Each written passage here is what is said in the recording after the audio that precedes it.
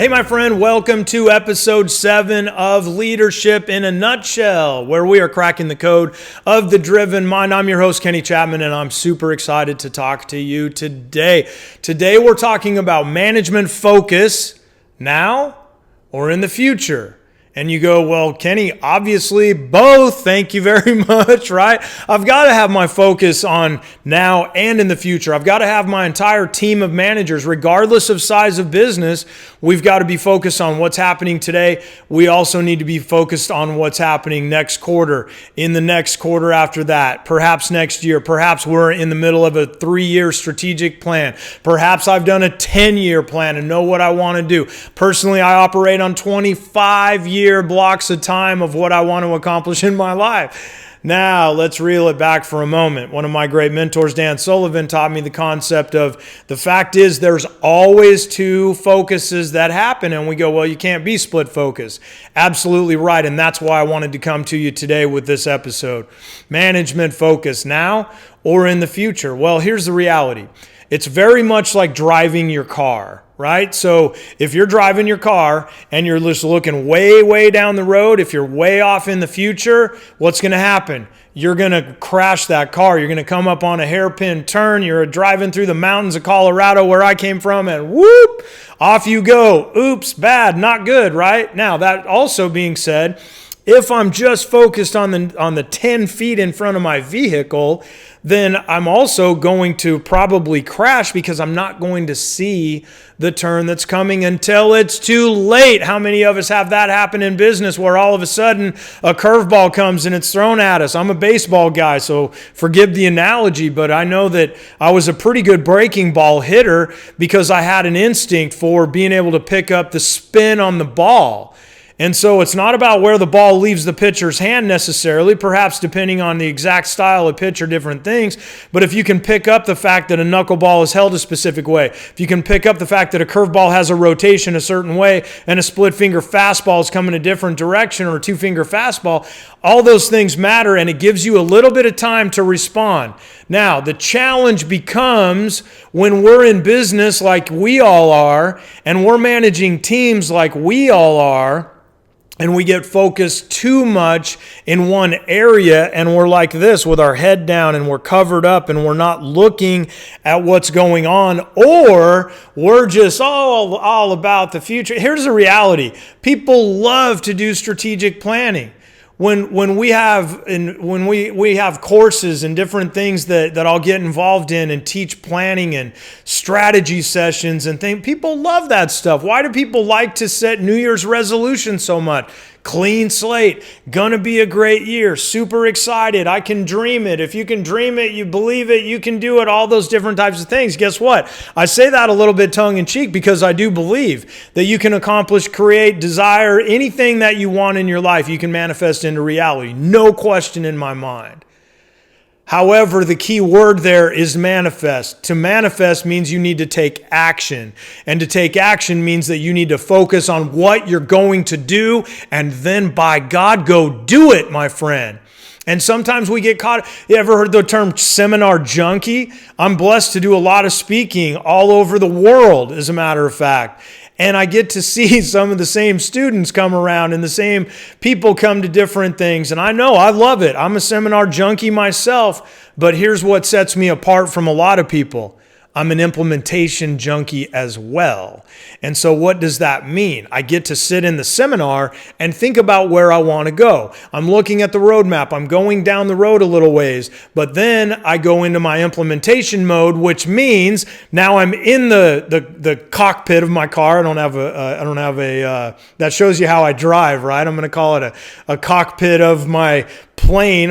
Maybe I drive my car a little too fast, but here I am in the front seat. Now I know, okay, I've got to go into gear. I've got to start rolling. I've got to do this, and then I've got to do that. It's very simple, I should say, and it's similar to a roadmap.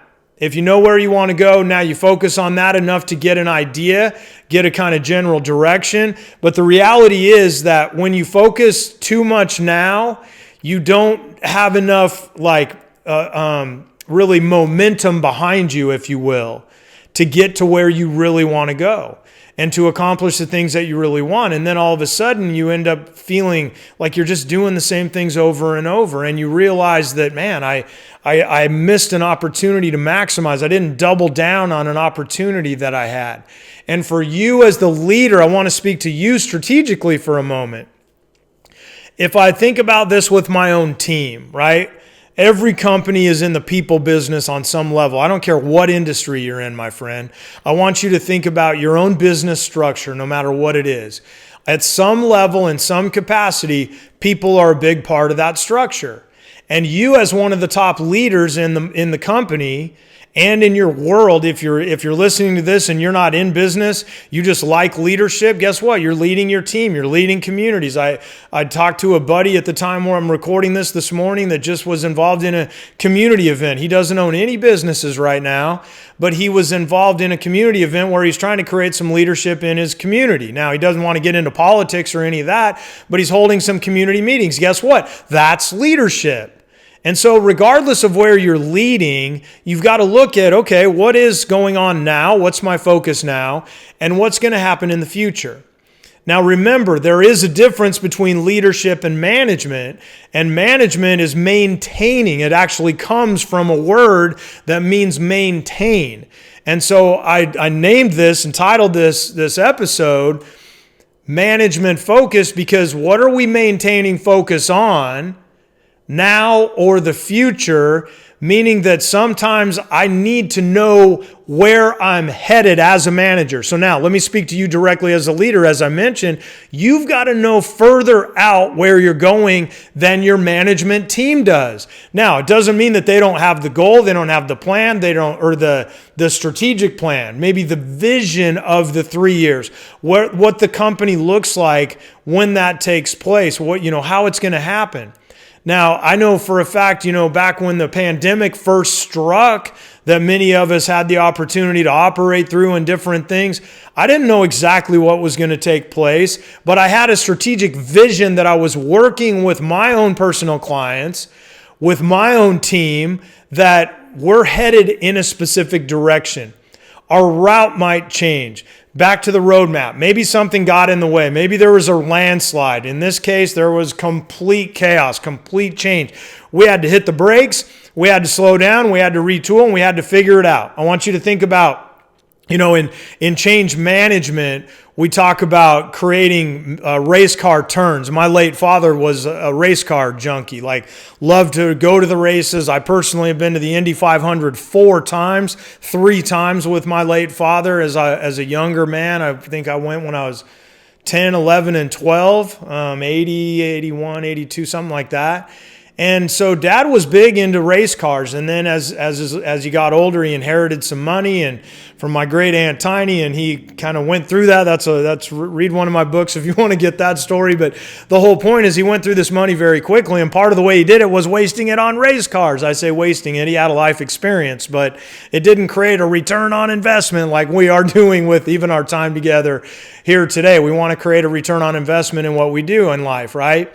And one of the things that I did learn from Dad about race cars, he went to race car school, driving school, and it's a fascinating thing where, in racing, where you focus really matters. And that's where I want you to think about today as we, begin to wrap our time up here. Where you focus matters. And when you're going into a turn, racing has been said that, whoever manages turns the best wins the race. And however many miles it is doesn't matter. However long it is doesn't matter. Really, however many turns there are, that somebody has an opportunity to navigate turns better than somebody else. When you're on the straightaway, you're full out no matter what, right? Regardless of road track, dirt track, whatever. When we're on the straightaway, going as fast as we can. How you maneuver turns is what truly matters. This is true in business. This is true in leadership. And as you head into a turn, what happens? You've got to brake first. You've got to apply brake, and so you you slow down a little bit and get your bearings to go a little bit. Now you start looking for the apex. You're beginning to see, where is that turn coming? Where am I going to hit my line? Same is true in business. Where do I want to get to so I can get on that accelerator and give it everything I've got coming out of the turn? That's where the turn is won. Slowing down, brakes, set the tone, figure out the focus and the line that I'm going to take. As soon as I know I'm going to hit that, my eyes are up, never against the wall or never in the turn, but down the straightaway where I'm going. And now I am full out going as fast as I possibly can to get down the straightaway and create as much momentum as I possibly can before the next turn. How is this showing up in your business? When you think about management focus, are you a little too focused on the right now? Are you hitting the brakes a little too hard perhaps? Are you really looking up a little bit? Yes, we got to look down. We got to slow down. We got to hit the brakes and go, wait a minute, what's happening? Then I've got to find what are the turns? Where is the pivot point? Where's my apex? Where am I trying to hit that point? So I can mash that accelerator and get on to getting the results that I want, that my management team wants, that my frontline wants, that my clients want, that my investors want, that everybody around me that I influence, that they want. So here's what I want you to do. I want you to think about your next week. 3 to 5 rocks that you've got going. Rocks meaning implementation things that you want to accomplish, goals for the week, whatever it is. I want you to think about those things. And where are you thinking a little too close to the vest, if you will? Where are you kind of still hitting the brakes? Which one of those do you need to focus on going out a little bit further? 3 to 5 of them. Write them down. Writing sets you free. I want to thank you. If you're enjoying our time together, please rate and review this podcast, this time together. Our episodes here really matters to how we grow this community. I'm Kenny Chapman, your host of Leadership in a Nutshell. Thank you so much for being here. Make it a better than fantastic week. I'll see you real soon.